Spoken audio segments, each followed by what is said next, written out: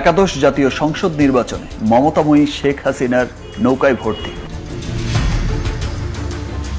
গত 15 আগস্ট বঙ্গবন্ধু শেখ মুজিবুর রহমানের প্রয়াণ দিবসে শ্রদ্ধা জানিয়ে ফেসবুকে পোস্ট করেন ঢাকাই ছবির শীর্ষনায়ক শাকিব খান।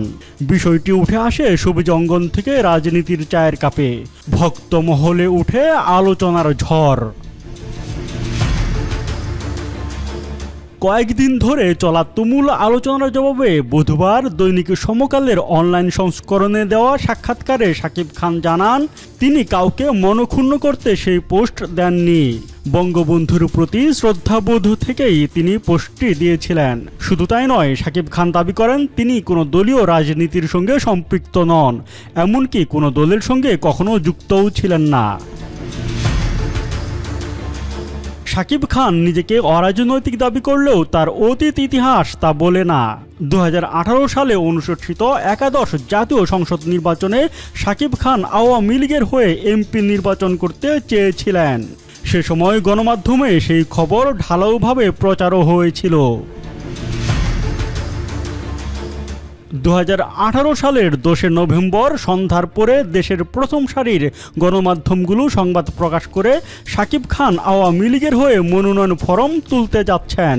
সেই সময় দৈনিক ডেইলি স্টার, বিডি নিউজ, জাগো নিউজ সহ একাধিক গণমাধ্যমে সেই খবর প্রকাশিত হয়। সেই সংবাদ সারা দেশের শাকিব ভক্তদের মাঝে তুলপাড় তৈরি করেছিল। কিন্তু রাত না পেরোতেই গণমাধ্যমে শাকিব খান ঘোষণা দেন তিনি নির্বাচন করবেন না। কারণ হিসেবে বলেছিলেন সিনেমাতেই সময় দিতে চান।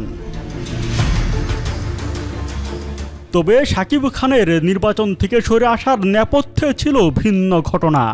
আওয়ামী লীগের সূত্রগুলো তখন এই প্রতিবেদক সহ একাধিক সাংবাদিককে জানিয়েছিল 10 নভেম্বর রাতে শাকিব খান আওয়ামী লীগের তৎকালীন সাধারণ সম্পাদক ওবায়দুল কাদের সহ দলটির হাইকমান্ডের বেশ কিছু নেতার সঙ্গে কথা বলেন।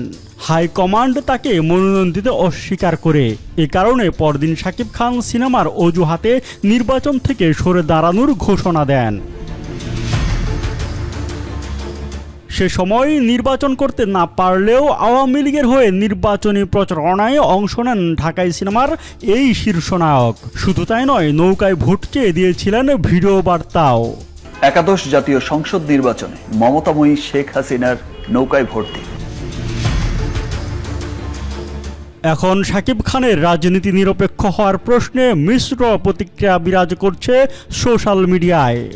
সমালোচকেরা বলছেন শাকিব খানের মতো তারকারা কোটি কোটি ভক্তের আইডল, ফলে নীতি ও আদর্শের প্রশ্নে তারকাদের দ্বৈত ইমেজ ভক্তদের মনে নেতিবাচক প্রভাব ফেলে। সুদীপ্ত সাইদ খান, বাংলাদেশের খবর।